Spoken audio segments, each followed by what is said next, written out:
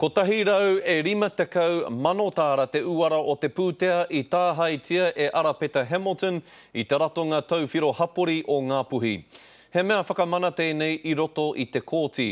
Heoi hei tā ngā rangatira o Ngāpuhi, neke no atu i tērā te uara o te pūtea i tāhaitia ai e ia. Kia whakawhiti atu tātou i naenei ki kaikohe ki tā mātou kaikawe kōrero kia Roihana Nuri. Roihana. He rongo nui a Arapeta Hamilton mo ana mahi toko i te ora, huri noa i te motu. Heoi i naenei kua hau ke tōna rongo ki te motu mo ana mahi whānako pūtea. Koinei te whare toko i te ora o Ngāpuhi e manaaki nei i ngā tini whānau o te tai tokerau. He mana motuhake tōna imua ko Arapeta Hamilton, tētihi rangatira tōna kai whakahaere. Engari i panaia ia i te tau 2010 i te wā i hāmenetia ai ia e te tari hara tāware mo te whānako pūtea.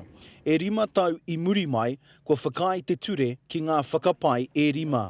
Kei te harikoa te heamana o te rūnanga o Ngāpuhi ki tērā whakatau. Nei tēnei wā ko takake te toki, ai kore muri hokia. E hea rau ngā haki i waitohungia e Hamilton, mana anō mai te tau 2000 ki te 2002. E 80 mano tāra ki tōna kāinga whānau i Kawakawa, 20 mano ki tana utu mahi, 13 mano ki tētihi whare whakangāhau takatāpui i te tonga o Tāmaki, 28 mano ki tana umanga ake a Southside. Ko tahi rau 47 mano me te haurua tāra te tatau. Engari e ai ki e tihi kai whakahaere o te tari toko i te ora o Ngāpuhi, he nui ke atu ngā pūtea i whānako hia. I haere atu mātou ki te kite, ki te kōrero hoki kia Arapeta Hamilton i tōna kāinga i Kororāreka. Arapeta, kia ora. Engari auare ake. Ahakoa i ki te mātou i tētihi tangata i roto i te kāinga o Arapeta Hamilton, kaore ia mo te haramai ki te kōrero kia mātou.